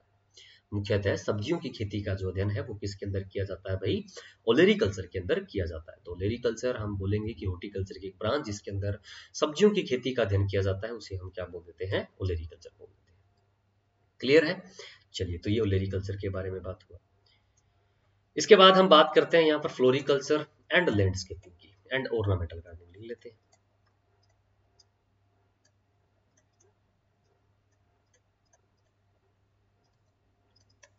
Ornamental come floriculture and ornamental gardening, floriculture and ornamental gardening. तो देखो फ्लोरिकल्चर जो वर्ड है, कल्चर लग चुका है, लेटिन लैंग्वेज से डिराइव हुआ है, लेटिन लैंग्वेज के दो भाषा से मिलके दो शब्दों से मिलके बना हुआ है, जिसमें फ्लोरी जो वर्ड है ये लेटिन लैंग्वेज के फ्लोरिस से आया हुआ है, और कल्चर जो वर्ड है ये यहाँ पर कल्चरा या फिर कल्टस से आया हुआ है, कल्चरा या फिर कल्टस से आया हुआ है। क्लियर है अभी? अब देखो फ्लोरिस जो वर्ड है ये यहाँ पर इसमें यूनिवर्सल लैंग्वेज में अगर हम देखें तो फ्लोरिस का मीन यहाँ पर क्या होता है, फ्लावर होता है। क्या होता है, फ्लावर या फिर पुष्प होता है। वहीं अगर हम कल्चर या कल्टीवेशन की बात करें तो आप ये समझ चुके हैं इसका मतलब क्या होता है, खेती करना या फिर कल्टीवेशन करना होता है। तो फ्लोरिकल्चर जो है ये हॉर्टिकल्चर की एक ब्रांच है जिसके अंदर हम कौन से फ्लावर्स का स्टडी करते हैं, कमर्शियल फ्लावर्स का स्टडी करते हैं, यानी कि व्यवसायिक जो फूल हैं उनका स्टडी किया जाता है। जिन फ्लावर्स को हार्वेस्ट करके हम रेवेन्यू जो है ये जनरेट करते हैं, पैसा कमाते हैं, उन फ्लावर्स को अपन क्या बोल देते हैं, कमर्शियल फ्लावर्स बोल देते हैं। या जिनकी हम खेती कर रहे हैं उनको अपन कमर्शियल फ्लावर बोल देते हैं ना, खेती का उद्देश्य यहाँ पर पैसा कमाना ही तो होता है। तो खेती करने वाले फूलों का जो अध्ययन है वो हम फ्लोरिकल्चर के अंदर करते हैं, या फिर व्यवसायिक फूलों का जो अध्ययन है वो फ्लोरिकल्चर के अंदर किया जाता है। साथ ही साथ इसके अंदर ऑर्नामेंटल गार्डनिंग का भी अध्ययन जो ही किया जाता है। ऑर्नामेंटल गार्डनिंग का अध्ययन जो ही किया जाता है। ऑर्नामेंटल गार्डनिंग बोले तो अलंकृत उद्यानिकी या फिर अलंकृत बागवानी का जो अध्ययन है ये यहाँ पर किसके अंदर किया जाता है, फ्लोरिकल्चर के अंदर ही किया जाता है। ऑर्नामेंटल गार्डनिंग बता दिया आपको क्या होता है। तो ऑर्नामेंटल गार्डनिंग होता है साज सजावट के लिए किसी पौधों के समूह को अगर हम किसी स्थान विशेष पर लगा देते हैं तो उसको ऑर्नामेंटल गार्डनिंग या फिर सजावटी बागवानी या फिर अलंकृत बागवानी के नाम से उसे जाना जाता है। लैंडस्केपिंग क्या होता है, तो लेकिन लैंडस्केपिंग जो है किसी पीस ऑफ लैंड को अगर हम प्लांट्स से, फिजिकल चीजों से अगर हम डेकोरेट कर देते हैं, सजा देते हैं, है ना, और एस्थेटिक वैल्यू डेवलप कर देते हैं, साज सजावट वाले जो उसके अंदर गुण है वो विकसित कर देते हैं, तो उसको क्या बोल दिया जाता है, लैंडस्केपिंग बोल देते हैं। तो ऑर्नामेंटल गार्डनिंग एंड लैंडस्केपिंग जो है आपकी उम्मीद है क्लियर हो चुका है। अब अगर हम बात करें इंडिया के अंदर फादर ऑफ ऑर्नामेंटल गार्डनिंग किन्हें बोला जाता है, फादर ऑफ ऑर्नामेंटल गार्डनिंग किन्हें बोला जाता है, तो MS रंधावा को फादर ऑफ ऑर्नामेंटल गार्डनिंग बोला जाता है। इनके द्वारा एक फेमस गार्डन भी लेआउट किया गया था, एक फेमस गार्डन का डिजाइन भी किया गया था जिसका नाम क्या है यहाँ पर, रोज गार्डन है। कौन सा गार्डन है, रोज गार्डन ऑफ चंडीगढ़ जो है ये किसके द्वारा लेआउट किया गया था, तो ये MS रंधावा जी के द्वारा ही डेवलप किया गया था, लेआउट किया गया था, जो कि एशिया का सबसे बड़ा रोज गार्डन है, जो कि क्या है, एशिया का सबसे बड़ा रोज गार्डन है। जाने का मौका मिले तो जरूर देखिएगा। काफी अच्छे और अच्छी अच्छी किस्में जो है इसमें लगी हुई है। तो ये हमने यहाँ पर फ्लोरिकल्चर के बारे में डिस्कस कर लिया, क्लियर है भी। अब अगर हम बात करें नेक्स्ट यहाँ पर ब्रांच आती है एर्बोरिकल्चर। नेक्स्ट जो हॉर्टिकल्चर की ब्रांच है ये यहाँ पर कौन सी है, एर्बोरिकल्चर है। तो देखिए एर्बोरिकल्चर में कल्चर वर्ड लग चुका है, तो कल्चर से आप क्या समझते हैं, कल्चर से हम समझते हैं कि ये कौन सी भाषा का शब्द है, लेटिन भाषा का शब्द है। तो एर्बोरी जो कल्चर है ये लेटिन भाषा के दो वर्ड से मिलकर बना हुआ है, जिसमें अर्बोरी जो है ये लेटिन लैंग्वेज के आर्बर से आया हुआ है, वहीं कल्चर जो है ये कल्चरा या फिर कल्टस से आया हुआ है, कल्चरा या फिर कल्टस से आया हुआ है। अब हम आर्बर का मीन अगर हम देखें तो इसका लिटरली मीन यहाँ पर क्या देखने को मिलता है, वुडी प्लांट्स देखने को मिलता है। क्या देखने को मिलता है, वुडी प्लांट्स या फिर काष्ठीय पौधे। और पीछे हमने अभी शाकीय पौधे की बात की थी, उसका मतलब क्या था, ओलेरिस था। क्या था, ओलेरिस था, है ना। तो काष्ठीय पौधे यहाँ पर इसका मतलब होता है, एर्बोरी का मीन यहाँ पर होता है काष्ठीय पौधे। और कल्चरा या कल्टस का मीन यहाँ पर क्या होता है, खेती करना। तो हम यहाँ बोल सकते हैं ये तो actual word actual literally mean है ना इसका, क्या, काष्ठीय पौधों की खेती करना, लेकिन ऐसा नहीं है। देखिए अगर मान लीजिए अपने घर के अंदर एक आम का पौधा लगा हुआ है, न तो वो फॉरेस्ट के अंदर काउंट किया जाएगा, न ही वो ऑर्चार्ड के अंदर काउंट किया जाएगा। मान लीजिए हमारे घर के एंट्रेंस के जो दरवाजे हैं वहां पर मान लीजिए हमने एक क्लाइंबर को ट्रेन कर दिया है, क्लाइंबर को चढ़ा दिया, लता बेल को चढ़ा दिया है, ना ही हम उसे ऑर्नामेंटल गार्डन बोलने वाले हैं, ऑर्नामेंटल गार्डन तो नहीं है वो, है ना, ना ही हम उसे लैंडस्केप बोलने वाले हैं। तो ऐसे प्लांट्स जो कि इक्के दुक्के हमारे सोसाइटी के अंदर, हमारे घरों के अंदर देखने को मिलते हैं, उन प्लांट्स का फिर कहाँ पर स्टडी किया जाए, है ना, उन प्लांट्स को फिर कहाँ पर स्टडी किया जाए।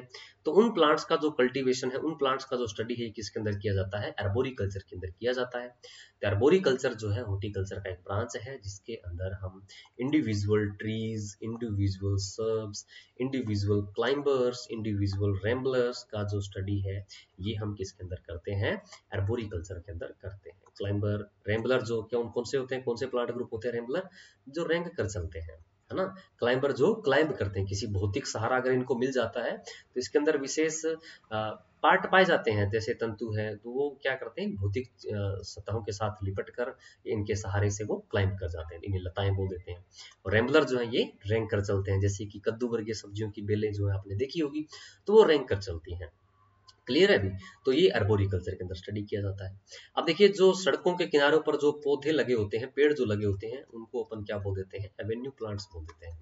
उन प्लांट्स को क्या बोल दिया जाता है, एवेन्यू प्लांट्स बोल दिया जाता है। क्लियर नहीं दिखाई दे रहा क्या, अभी दिख जाएगा। एवेन्यू प्लांट्स उन्हें बोल दिया जाता है, जैसे जो सड़कों के किनारे जो पौधे लगाए जाते हैं उनको क्या बोल दिया जाता है, एवेन्यू प्लांट्स बोल देते हैं। और एवेन्यू प्लांट्स का जो कल्टीवेशन है या जो स्टडी है वो अर्बोरिकल्चर के अंदर ही किया जाता है। इन्हीं सभी सेम ग्रुप का जो स्टडी है ना वो फॉरेस्ट के अंदर कम्युनिटी फॉरेस्ट्री के अंदर डिस्कस भी किया जाता है, कम्युनिटी एग्रो फॉरेस्ट्री के अंदर भी डिस्कस किया जाता है। कम्युनिटी एग्रो सामाजिक वानिकी जिसको बोलते हैं, है ना, सामाजिक वानिकी जिसको बोलता है, कम्युनिटी फॉरेस्ट्री या कम्युनिटी फॉरेस्ट्री, कम्युनिटी फॉरेस्ट्री के अंदर भी इनका स्टडी जो है किया जाता है। जो इंडिविजुअल ट्री सर्ब्स, क्लाइंबर्स, रैम्बलर्स हैं, इनका जो स्टडी है कम्युनिटी फॉरेस्ट्री के अंदर या सामाजिक वानिकी के अंदर भी स्टडी किया जाता है। हॉर्टिकल्चर के अंदर इसे एर्बोरिकल्चर के अंदर करते हैं, क्लियर है। अब अगर हम हिस्टोरिकली अगर हम देखें कि किन्होंने सबसे पहले जो अर्बोरिकल्चर है इसका शुरुआत किया था, तो सम्राट जो अशोका है इनके द्वारा माना जाता है कि सबसे पहले अर्बोरिकल्चर के जो स्टार्ट करने वाले जो व्यक्ति थे, जो व्यक्तित्व थे, जो पर्सनैलिटीज थे, वो सम्राट अशोका थे। ये इन्होंने लेट जाते जाते इनको समझ पड़ी कि युद्ध वगैरह नहीं करना चाहिए और धार्मिक कार्यों में जो काम है, जो विकास है वो अधिक करना चाहिए। तो इन्होंने बाद में क्या है, बौद्ध धर्म अपना लिया। और बौद्ध धर्म का जो धार्मिक वृक्ष माना जाता है ये किसको मानते हैं, तो ये पीपल को मानते हैं। तो एवेन्यू प्लांटिंग के रूप में इन्होंने क्या है, जो पीपल के जो वृक्ष हैं इनका प्लांटेशन करवाया था। बाकी बचा हुआ जो डेवलपमेंट है, उनके जो प्रिंस थे जिनको महेंद्रा बोल दिया जाता है, महेंद्रा इनके प्रिंस का नाम था ना, बेटे का नाम था, इन्होंने बाकी बचा हुआ जो काम है ये करवाया था। तो वेन्यू प्लांटिंग या फिर अर्बोरिकल्चर के जो शुरुआत करने वाले जो व्यक्ति थे वो यहाँ पर कौन से थे, सम्राट अशोका और उनके पुत्र महेंद्रा थे, क्लियर है भी। तो ये अर्बोरिकल्चर है। देखिए पहले अर्बोरिकल्चर का यहाँ पर जैसे एवेन्यू प्लांट्स है तो उनका उद्देश्य क्या हुआ करता था, आने जाने वाले को छाया प्राप्त हो सके, या कोई फलदार वृक्ष लगा लिया तो उसको भोजन प्राप्त हो सके। वर्तमान में प्रेजेंट टाइम में इसका उद्देश्य जो है चेंज हो चुका है ना, पोल्यूशन को चेक करना है, जैसे एयर पोल्यूशन है, नॉइज पोल्यूशन है। इस प्रकार के प्लांट्स जो है लगाए जाते हैं जो कि ज्यादा ऑक्सीजन को रिलीज करते हैं, ज्यादा से ज्यादा एयर पोल्यूटेंट जो गैसेज होती हैं ना, वायु प्रदूषक जो गैसें होती हैं उनको अवशोषित करने वाले ज्यादा पौधे जो है ये लगाए जाते हैं, क्लियर है भी। तो बाकी जो प्लांट्स है ना वो हम जब ornamental trees, shrubs, climbers discuss करेंगे नेक्स्ट लेक्चर्स, आगे लेक्चर्स जो भी आएंगे तो वहां पर हम डिस्कस कर लेंगे कि कौन से प्लांट जो है एवेन्यू प्लांटिंग के लिए बढ़िया है या फिर पोल्यूशन के लिए बढ़िया है, वहां पर हम डिस्कस कर लेंगे। तो अभी हम एर्बोरिकल्चर के बारे में ही पढ़ते हैं एज ए ब्रांच। तो हमने यहाँ पर ब्रांच के तौर पर तो इसे पढ़ ही लिया है। एर्बोरिकल्चर के अंदर हम इंडिविजुअल ट्रीज, सर्ब्स, क्लाइंबर्स का स्टडी करते हैं। नेक्स्ट जो यहाँ पर ब्रांच आता है ये यहाँ पर कौन सा है, विटीकल्चर या फिर विनीकल्चर। नेक्स्ट जो यहाँ पर ब्रांच है ये यहाँ पर क्या है, विटीकल्चर या फिर विनीकल्चर। देखो विटीकल्चर या विनीकल्चर बोल लीजिए, एक ही बात है, दोनों एक दूसरे के पर्यायवाची हैं, दोनों एक दूसरे के सिनोनिमस है। तो कल्चर लग चुका है, लैटिन लैंग्वेज से आए हुए हैं, लैटिन लैंग्वेज के विटी या विनी से आए हुए हैं ये, और कल्चर जो वर्ड है ये कल्चरा या फिर कल्टा से आया हुआ है। इसका यहाँ पर मीन क्या, दोनों का ही ये मीन क्या देखने को मिलता है, तो दोनों का वीन यहाँ पर देखने को मिलता है, मीन देखने को मिलता है वाइन, वी वाइन, ठीक है, लता वाला वाइन। और कल्चरा या कल्टीवेशन, कल्चरा या कल्टस का मीन यहाँ पर क्या समझते हैं, कल्टीवेशन या फिर खेती करना। वाइन का मीन यहाँ पर क्या है, लता, बोले तो लता की खेती करना।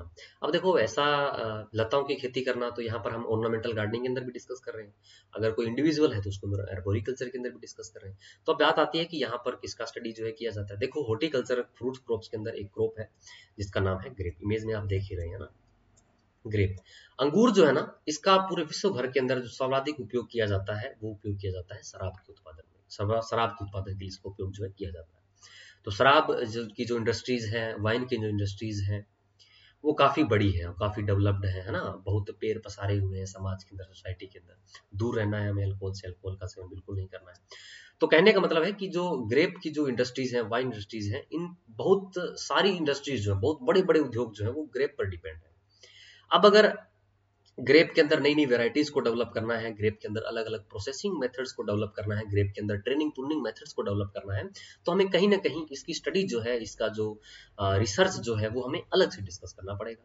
तो ऐसे में स्पेशल और स्पेशल अंगूर की कल्टीवेशन, उसके मैनेजमेंट प्रैक्टिस, उसके प्रोसेसिंग को खासकर विशेषकर अलग से स्टडी किया जा सके, तो उसके लिए फिर ब्रांच बनाया गया, कौन सा, विटीकल्चर या फिर विनीकल्चर। तो विटीकल्चर या विनीकल्चर के अंदर किसका स्टडी किया जाता है, ग्रेप कल्टीवेशन का। ग्रेप कल्टीवेशन का, ग्रेप कल्टीवेशन बोले तो हम किस प्रकार से उसका प्लांटिंग करेंगे, किस प्रकार से उसका प्रोपोगेशन करेंगे, प्रोपोगेशन के अंदर कौन से रूट स्टॉक का हम यूज लेंगे, कौन से ट्रेनिंग मेथड का हम यूज करेंगे, प्रूनिंग किस प्रकार से करनी है, प्रूनिंग कौन से समय करनी है ना, हार्वेस्टिंग किस प्रकार से करनी है, कौन सी अवस्था पर करनी है, हार्वेस्टिंग के बाद यानी कौन कौन से प्रोसेस हमें काम में लेने हैं, मैनेजमेंट कौन कौन से काम में लेने हैं। तो ये सारे के सारे खेती के अंदर आ जाते हैं, कल्टीवेशन के अंदर आ जाते हैं।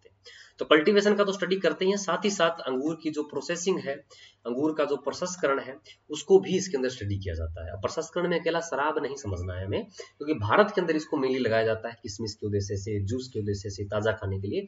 बाकी विश्व भर के अंदर इसको मेनली लगाया जाता है किस उद्देश्य से, शराब के उत्पादन के लिए या शराब के प्रसंस्करण के लिए। तो प्रोसेसिंग में सारी की सारी प्रोसेसिंग आ जाती है, जैसे अंगूर से आर्टिस बनाया जाता है, किशमिश बनाई जाती है, मुनक्कादात जो है बनाई जाती है, और वाइन भी बनाई जाती है। तो कल्टीवेशन प्लस प्रोसेसिंग, ग्रेप की कल्टीवेशन प्लस प्रोसेसिंग का जो स्टडी करते हैं वो हम किसके अंदर करते हैं, विटीकल्चर या फिर विनीकल्चर के अंदर करते हैं। क्लियर है, ग्रेप कल्टीवेशन प्लस प्रोसेसिंग का जो स्टडी है ये यहाँ पर किसके अंदर किया जाता है, विटीकल्चर या फिर विनीकल्चर के अंदर किया जाता है।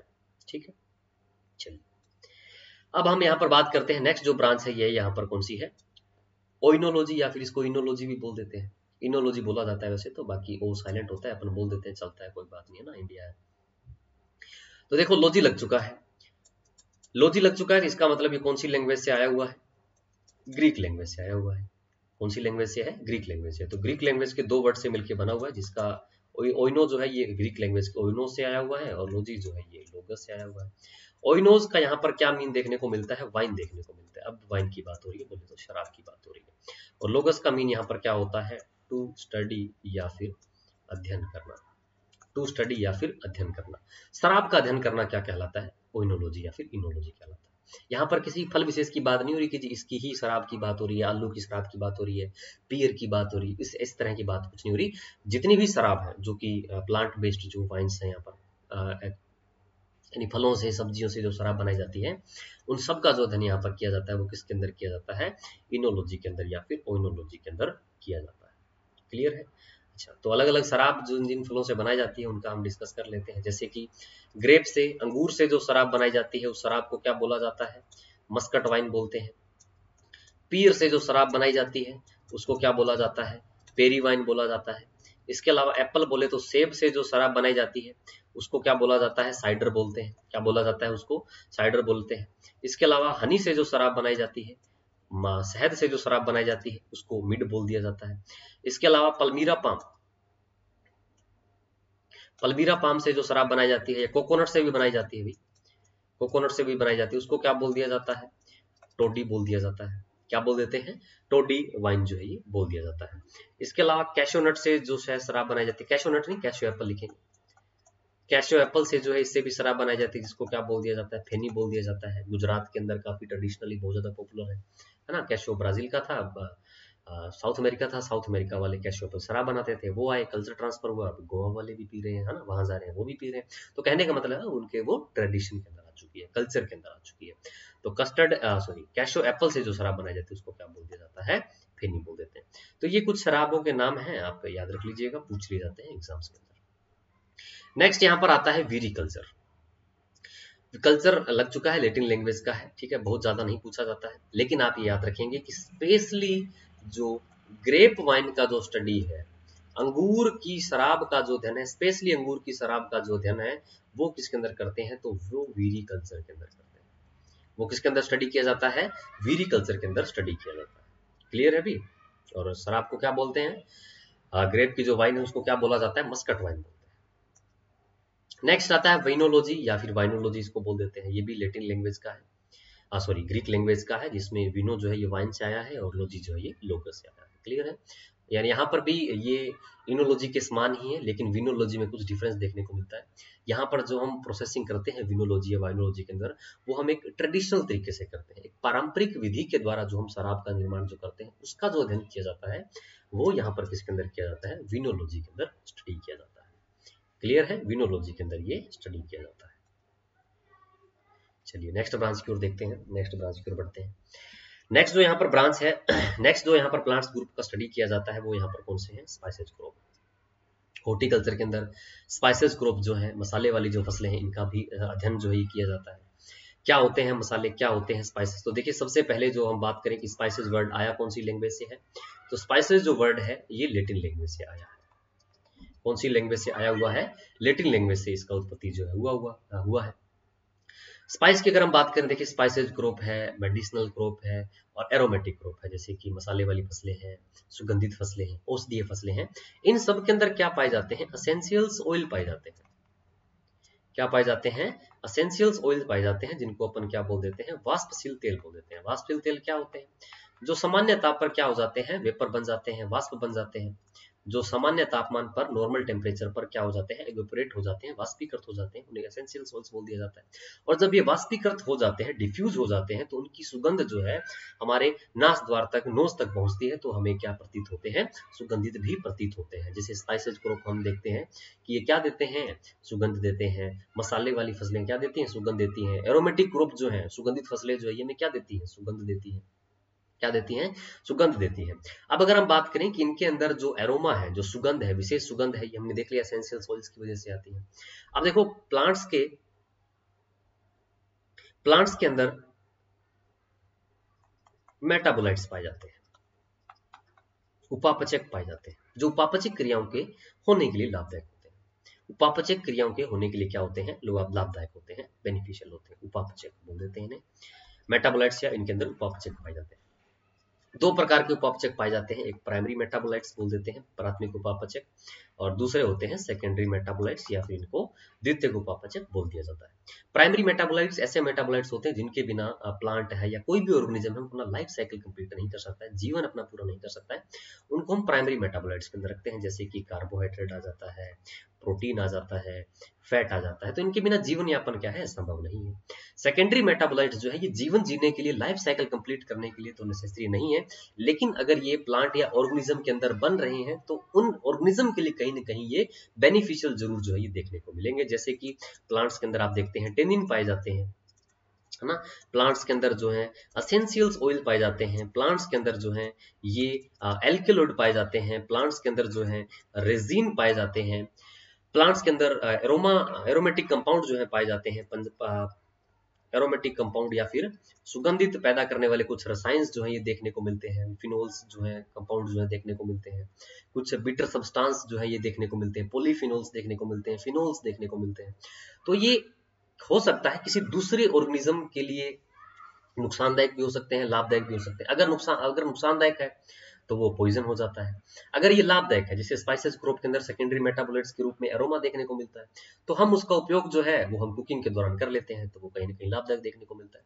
एरोमेटिक क्रॉप्स में अगर हम बात करें, सुगंध हमें मिलती है तो उसका हम एसेंशियल ऑयल एक्सट्रैक्ट कर लेते हैं और उसका इंडस्ट्रियल उपयोग जो कर लिया जाता है ना। जो औद्योगिक उपयोग जो है कर लिया, साबुन उद्योग में कर लिया जाता है, या फिर परफ्यूमरी जो इंडस्ट्रीज है उनके अंदर कर लिया जाता है। मिठाइयां बनाने के लिए इसका उपयोग जो है कर लिया जाता है। तो वो प्लांट के लिए जरूरी नहीं है लाइफ साइकिल के लिए, लेकिन अगर प्लांट के अंदर है तो कहीं ना कहीं वो उनके अंदर बेनिफिट देने का काम जरूर करते हैं। जैसे कि आप देखते हैं कुछ फूल जो है वो एक विशेष दुर्गंध जो है पैदा करते हैं। अब फूलों के लिए यहाँ पर किस प्रकार से लाभदायक है, देखिए फूल जो है, अब अगर कोई मान लीजिए कोई इंसेक्ट खाने के लिए आता है, कोई पशु खाने के लिए आता है, तो दुर्गंध होने की वजह से वो पशु, वो इंसेक्ट उसको खाएगा नहीं, उसके अंदर पॉलिनेशन होगा, फर्टिलाइजेशन होगा और उसकी जनरेशन जो है आगे चलती रहेगी। सभी अपने जनरेशन को ही बचाने में लगे हुए हैं, है ना। तो फूलों प्लांट्स के अंदर भी कुछ स्पेशल टाइप्स के मैकेनिज्म जो है देखने को मिलते हैं। तो प्राइमरी सेकेंडरी मेटाबोलाइट्स जो है कुछ इस प्रकार से लाभदायक जो है देखने को मिलते हैं।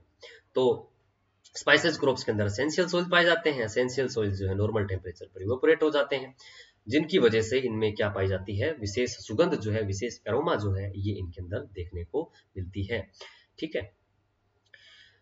स्पाइसेस ग्रुप में कई सारे स्पाइसेस ग्रुप आ जाते हैं। जैसे स्पाइसेस ग्रुप की अगर हम बात करें तो स्पाइसेस ग्रुप का कोई भी पार्ट, प्लांट पार्ट जो यूज किया जा सकता है। स्पाइसेस ग्रुप क्या है, स्पाइसेस ग्रुप जो है कोई भी प्लांट पार्ट का, कोई भी प्लांट का पार्ट हो सकता है। जैसे कि वो रूट हो सकता है, स्टेम हो सकता है, बार्क हो सकता है, वो स्टिग्मा हो सकता है, वो बार्क छाल हो सकता है, वो फ्लावर हो सकता है, कोई भी प्लांट का पार्ट हो सकता है। ठीक है। उनके अंदर एसेंशियल्स ऑयल, वाष्पिल तेल पाए जाते हैं, विशेष सुगंध उनके अंदर मौजूद होती है और उन विशेष भाग का उपयोग हम कुकिंग के दौरान करते हैं। और अब कुकिंग के अंदर हम क्या ऐड कर लेते हैं, फ्लेवर या फिर विशेष सुगंध जो है ये ऐड कर लेते हैं। इनको क्या बोल दिया जाता है, स्पाइसेस ग्रुप या फिर मसाले वाली फसलें बोल देते हैं।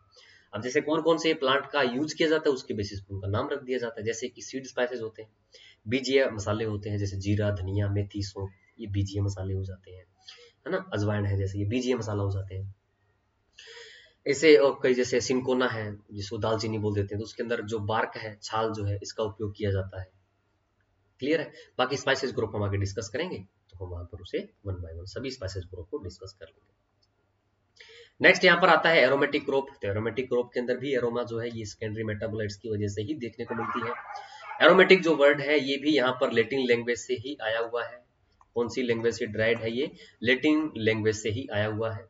तो ऐसी फसलें जिनके अंदर विशेष सुगंध जो है ये पाई जाती है उनको अपन एरोमेटिक क्रॉप बोल देते हैं। इन एसेंशियल्स को इसको एक्सट्रैक्ट करते हैं और इनका उपयोग जो है ये उद्योग के उद्देश्य से या औद्योगिक महत्वपूर्ण कामों के अंदर इसका उपयोग जो किया जाता है। जैसे कि महत्वपूर्ण क्रॉप कौन कौन सी है यहाँ पर, एरोमेटिक क्रॉप डेवाना है, जिरेनियम है, लेमन ग्रास है, मिंट है, पचोली है, वेटिवर है, थाइम है और स्वीट्रोनिला ग्रास है। इनके आप नाम भी याद रखिएगा, बाकी वन बाय वन हम एरोमेटिक क्रॉप्स को भी डिस्कस करेंगे।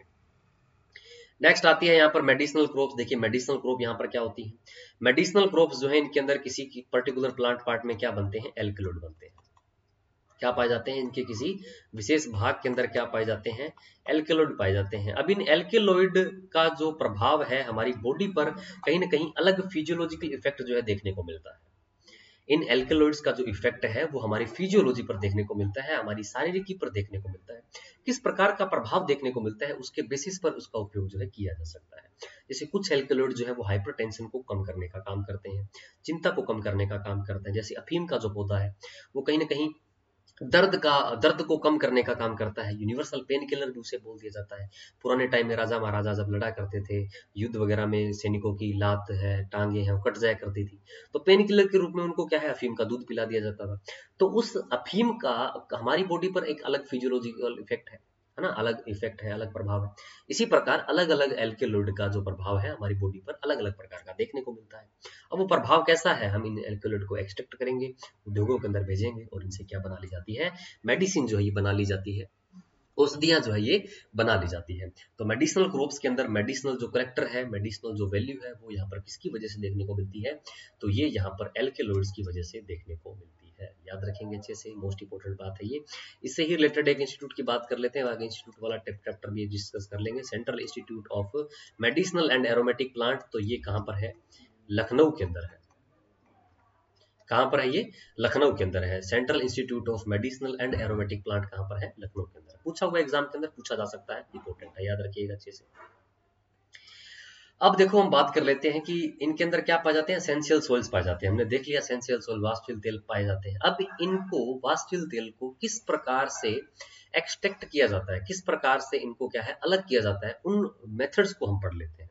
इनमें सबसे पहले आता है यहाँ पर स्टीम डिस्टिलेशन मेथड, या जिसको क्या बोल दिया जाता है? वाष्प आसवन विधि बोल दिया जाता है। क्या बोल देते हैं? वाष्प आसवन विधि बोल दिया जाता है। देखिए इसके अंदर क्या होता है, एक कंटेनर हम काम में लेते हैं, उसके अंदर प्लांट मटेरियल को डाल दिया जाता है। प्लांट मटेरियल के रूप में कोई भी प्लांट पार्ट हो सकता है, फ्लावर है, स्टेम है, रूट है, जिस भी पार्ट के अंदर वो एरोमा है, उसको हम किसी कंटेनर के अंदर डालेंगे। नीचे से हम यहाँ पर क्या करेंगे? स्टीम का सप्लाई करेंगे, जो गर्म वाष्प है उसका सप्लाई करेंगे। अब देखिए नॉर्मल टेम्परेचर पे ये क्या हो जाते हैं? वाष्प हो जाते हैं, इवेपोरेट हो जाते हैं। हमने गर्म वाष्प का जो सप्लाई है उसका सप्लाई किया गर्म वाष्प के द्वारा। अब उसके अंदर जो एसेंशियल्स ऑयल था वो यहाँ पर क्या हो जाता है? इवेपोरेट हो जाता है, वेपर के अंदर कन्वर्ट हो जाता है। अब ये वेपर जो है किसी परख नली या पाइप के द्वारा किस माध्यम के अंदर पहुंचती है? कंडेंसर के अंदर पहुंचती है। कहाँ पहुंचती है? कंडेंसर के अंदर पहुंचती है।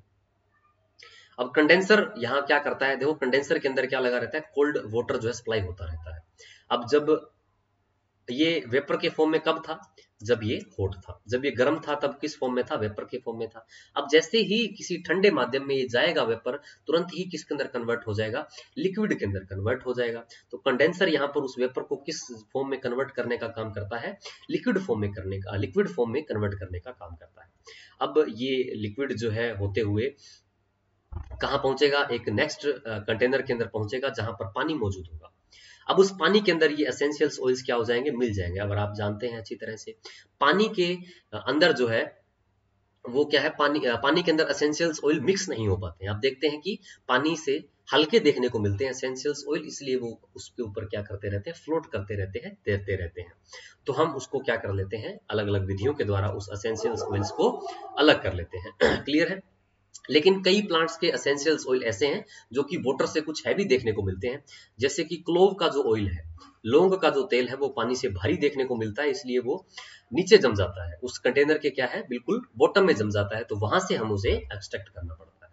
तो ये स्टीम डिस्टिलेशन है, वाष्प के द्वारा हम जो एसेंशियल ऑयल है उसे एक्सट्रैक्ट करते हैं। क्लियर है? स्टीम डिस्टिलेशन इसे बोल देते हैं। नेक्स्ट आता है यहाँ पर सोलवेंट एक्सट्रैक्शन मेथड। नेक्स्ट यहाँ पर क्या है? सोलवेंट एक्सट्रैक्शन मेथड, या इसको क्या बोल दिया जाता है? विलायक निष्कर्षण विधि बोल देते हैं। अब इसके अंदर देखो क्या किया जाता है, जो प्लांट मटेरियल है, जिस भी प्लांट के अंदर एसेंशियल ऑयल है, उसके अंदर हम एक सोलवेंट मिलाते हैं।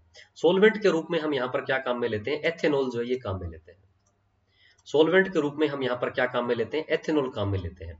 अब ये एथेनॉल उस एसेंशियल ऑयल के साथ मिलकर एक वैक्सी सब्सटेंस बना लेता है। क्या बना लेता है? वैक्सी सब्सटेंस बना लेता है, और वो क्या होना शुरू हो जाता है? इवेपोरेट होना शुरू हो जाता है। इवेपोरेट होकर नेक्स्ट यहाँ पर एक कंटेनर के अंदर पहुंचता है। उस कंटेनर के अंदर यहाँ पर क्या मौजूद है? कंक्रीट मौजूद है। कंक्रीट देखो बहुत बार आप टर्म पढ़ लेते हो, कंक्रीट है जी एसेंशियल ऑयल के अंदर कंक्रीट। कंक्रीट होता क्या है? एसेंशियल्स ऑयल है, लेकिन वो उस सॉल्वेंट की वजह से वैक्सी फॉर्म के अंदर प्रेजेंट है, उसको कंक्रीट बोल देते हैं। अब हमें क्या करना पड़ेगा? इस कंक्रीट से एसेंशियल ऑयल को एक्सट्रैक्ट करना पड़ेगा। इसके अंदर हम दोबारा से हम क्या डालेंगे? नेक्स्ट हम क्या डालेंगे? अल्कोहल डालेंगे। क्या डालेंगे? अल्कोहल डालेंगे। साथ ही साथ उस कंटेनर को क्या करेंगे? गर्म करेंगे। तो ये अल्कोहल क्या करेगा? उस कंक्रीट से एसेंशियल्स ऑयल को क्या कर देगा? वाष्पशील तेल को क्या कर देगा? अलग कर देगा। एक अलग परखनली के अंदर जाएगा, वहां पर कंडेंसर लगा होगा, कंडेंसर उसको क्या कर देगा? लिक्विड के अंदर कन्वर्ट कर देगा, और वहां से हम उस एसेंशियल ऑयल को, वाष्पशील तेल को हम क्या कर लेंगे? प्राप्त कर लेंगे।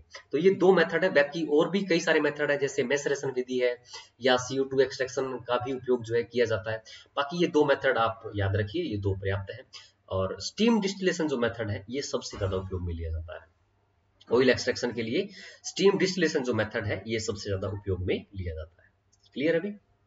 चलिए नेक्स्ट यहाँ पर ब्रांच है हॉर्टिकल्चर के अंदर, जो ब्रांच है वो यहाँ पर कौन सी है? प्लांटेशन। प्लांटेशन क्रॉप को क्या बोल दिया जाता है?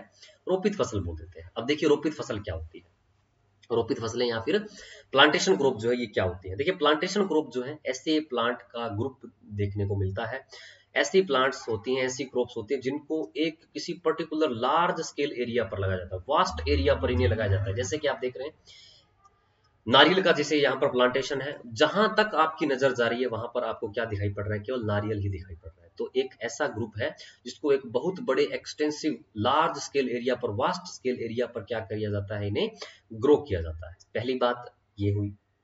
दूसरी बात ये हुई कि इनका इनकी हार्वेस्टिंग के बाद इनका स्टोरेज जो ये पॉसिबल नहीं है, इनको स्टोर नहीं किया जा सकता है। नारियल को आप घर पर कितना स्टोर कर लेंगे, चाय की पत्तियों को आप घर पर कितना स्टोर कर लेंगे, नहीं कर सकते, क्योंकि इनका स्टोर जो है, स्टोरेज करना, भंडारण करना इनका पॉसिबल नहीं है।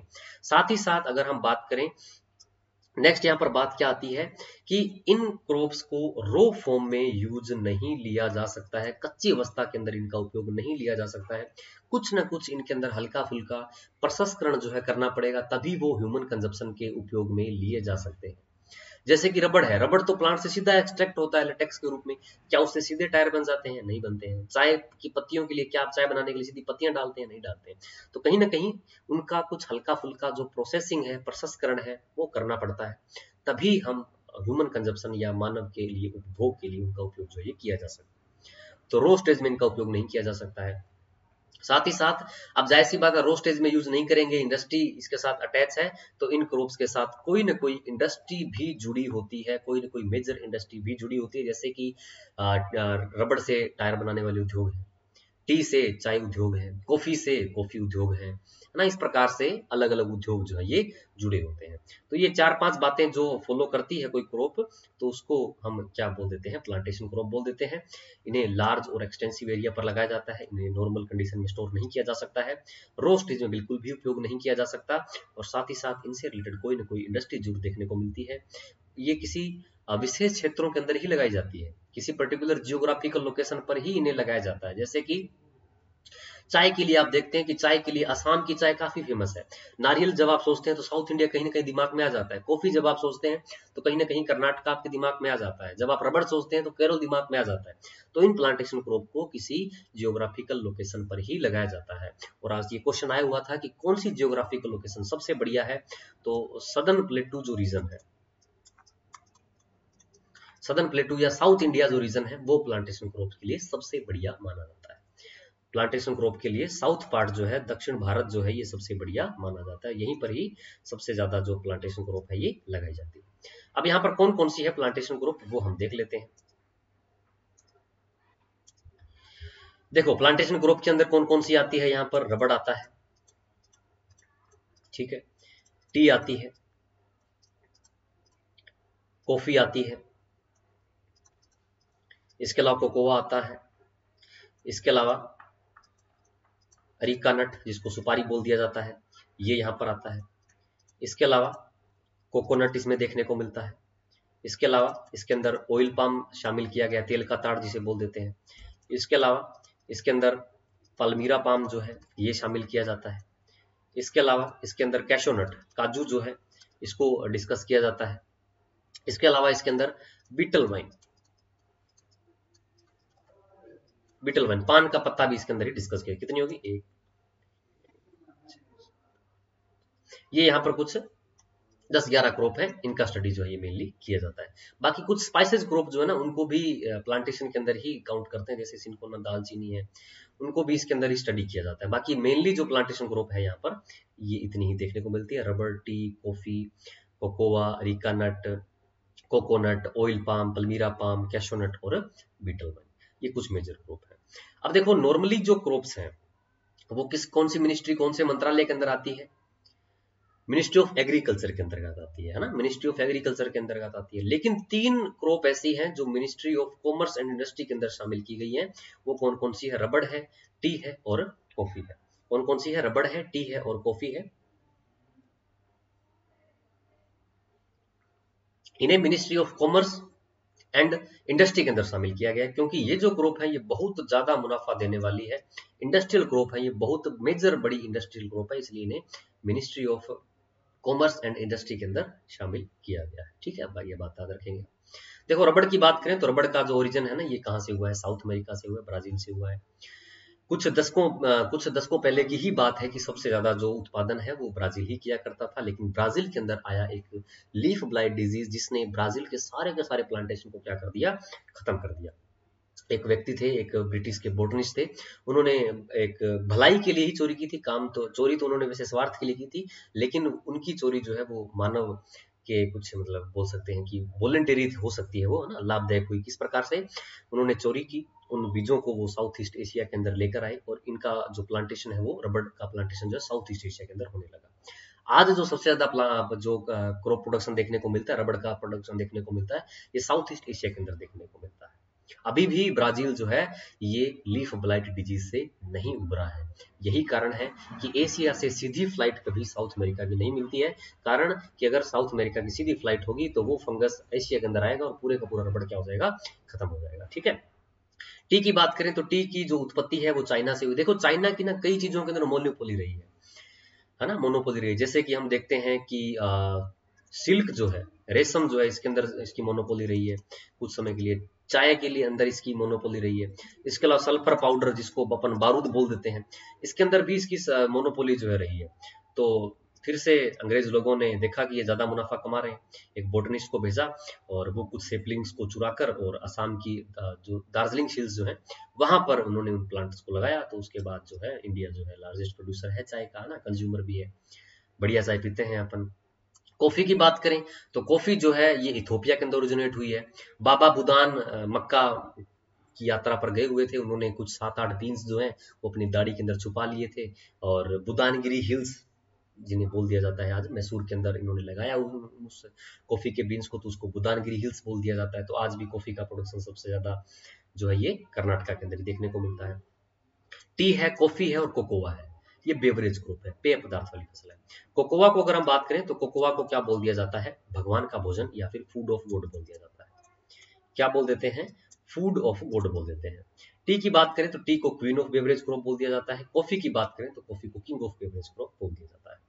अरिका नट एक मास्कुलेटरी क्रॉप है। मास्कुलेटरी क्रॉप कौन सी होती है, मास्कुलेटरी क्रॉप ना दो है, देखो, एक तो अरिका नट है और बीटल वन है। मास्कुलेटरी मतलब कि उसको हम चबाने के लिए काम में लेते हैं। पान आप में से कई सारे खाते होंगे, नहीं खाना चाहिए भाई ना। अरिका नट, सुपारी भी कई सारे खाते हैं।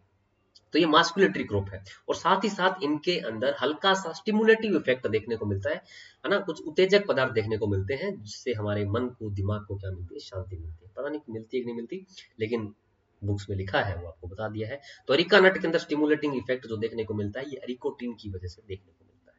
क्लियर है अभी। कोकोनट की बात करें तो कोकोनट को कल्प वृक्षा बोला जाता है। कोकोनट को क्या बोलते हैं, कल्प वृक्षा बोलते हैं। कल्पनाओं को पूरा करने वाला वृक्ष जो है इसे बोला जाता है। जाहिर सी बात है बोलेंगे ही, जब भी हम भगवान से कोई मन्नत मांगने जाते हैं तो रिश्वत के रूप में हम नारियल देते हैं, तो कल्प वृक्ष ऐसे बोल दिया जाता है। ठीक है। ऑयल पाम, ऑयल पाम देखो तेल का ताड़ बोलते हैं, इसमें सर्वाधिक तेल जो है देखने को मिलता है, 55% के आसपास तेल जो देखने को मिलता है। और इसका तेल जो है आज जो भी हम खाद्य तेल खा रहे हैं, जो भी हम प्रसंस्कृत उत्पाद खा रहे हैं ना, कुरकुरे, चिप्स, लेस जो भी खा रहे हैं, वो सारे के सारे किसके अंदर फ्राई हुए हैं, ऑयल पाम के अंदर फ्राई हुए हैं। बहुत ज्यादा हजार्डस है ये हमारी हेल्थ के लिए ना। अनदर डेवलप्ड कंट्रीज के अंदर ये बैन है, लेकिन इंडिया के अंदर ये चलता है क्योंकि इंडिया के अंदर इतनी ज्यादा तेल की खपत है कि हमें बाहर से भी एडिबल ऑयल का जो इम्पोर्ट है ये करना पड़ता है। तो फिर गवर्नमेंट बेचारी क्या करे, ऑयल पाम को मिक्स करना ही पड़ता है ताकि पूर्ति जो है ये की जा सके। पल्मीरा पाम की लेकर बात करें तो पल्मीरा पाम का जो स्पेडिक्स है उस पर कट लगाया जाता है, उससे एक एक्सट्रैक्ट प्राप्त किया जाता है, इसको नीरा बोल देते हैं। नीरा को मिट्टी में दबा दिया जाता है और फर्मेंटेशन से एक देसी शराब बनाई जाती है जिसको क्या बोलते हैं, टोडी बोलते हैं। कोकोनट से भी टोडी बनाई जाती है, याद रखिएगा। अब पल्मीरा पाम का जो फ्रूट है इसको क्या बोलते हैं, नुंगू बोलते हैं। क्या बोला जाता है, नुंगू, या फिर इसे क्या बोला जाता है, आइस एप्पल बोलते हैं। कैशोनट की बात करें तो इंडिया के अंदर इसे किस प्रकार से इंट्रोड्यूस किया गया था, तो इंडिया के अंदर इसे केवल और केवल सोइल के इरोजन को प्रिवेंट करने के लिए, मृदा के क्षरण को रोकने के लिए इसे पोर्चुगीज के द्वारा इंट्रोड्यूस किया गया था, गोवा के अंदर लाया गया था ताकि मृदा का क्षरण नहीं हो, मृदा का कटाव नहीं हो। लेकिन ये धीरे धीरे क्या है, पॉपुलराइज होता गया और इसका जो कल्टीवेशन है ये प्रारंभ हुआ। तो आज पूरी दुनिया के अंदर सबसे ज्यादा जो काजू का उत्पादन करता है ये भारत ही करता है। बीटल वाइन, पान के पत्ता आप जानते ही हैं, पान के लिए इसका उपयोग जो है ये किया जाता है। क्लियर है भी। तो ये हमने प्लांटेशन क्रॉप के बारे में देख लिया और प्लांटेशन क्रॉप कौन कौन सी है उनके बारे में हमने पढ़ लिया है। क्लियर है। बाकी सारी की सारी प्लांटेशन क्रॉप इसी यूट्यूब चैनल पर आपको मिलने वाली है, सब्सक्राइब करना बिल्कुल भी ना भूलें। ठीक है, चलिए इसके बाद हम बात करते हैं नेक्स्ट सब्जेक्ट के बारे में, पोस्ट हार्वेस्ट नेक्स्ट ब्रांच के बारे में पोस्ट हार्वेस्ट मैनेजमेंट के बारे में, तुड़ाई के बाद उपरांत के जो प्रबंधन है उसके बारे में। देखिए, जब हम फलों सब्जियों को हार्वेस्ट कर लेते हैं तो उपयुक्त प्रबंधन न होने की वजह से फल सब्जियां क्या हो जाती हैं, खराब हो जाती हैं।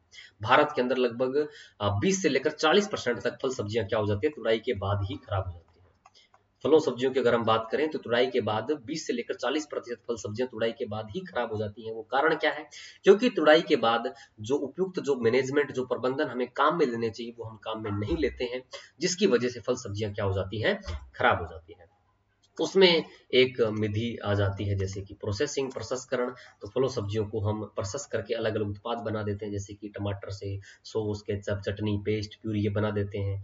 तो जो भी फ्रेश बचा है वो खा लेते हैं, बाकी बचे से हम प्रसंस्करण कर देते हैं। तो जो बचे हुए हैं वो खराब नहीं होंगे, और प्रसंस्करण से हमें क्या मिल जाता है, मुनाफा भी मिल जाता है। तो ये post harvest management and processing के अंदर हम डिस्कस कर लेते हैं। तो हमने आज की क्लास के अंदर जो हॉर्टिकल्चर है उसके इंट्रोडक्शन और उसकी जो जितनी भी ब्रांचेज हैं उन सबको हमने डिस्कस कर लिया है। अगर आपका कोई भी सवाल है तो आप इसके वीडियो के अंदर कमेंट सेक्शन में लिख सकते हैं। अगर आपने टेलीग्राम चैनल को ज्वाइन नहीं किया, टेलीग्राम चैनल ज्वाइन कर लीजिए, वहां पर आपको डेली बेसिस एमसीक्यूज मिलते रहेंगे बाइलिंगुअल, और साथ ही साथ आपको पीडीएफ जो है वो भी टाइम टू टाइम मिलती रहेगी। बाकी आपका कोई क्वेरी है जो कि आप मुझे पर्सनल लिखना चाहते हैं तो इंस्टाग्राम पे आप मुझे मैसेज कर सकते हैं। बाकी आप पढ़ते रहिए, स्वस्थ रहिए, मस्त रहिए। मिलेंगे हम इसी यूट्यूब चैनल पर किसी अनदर लेक्चर वीडियो के अंदर, तब तक के लिए थैंक यू।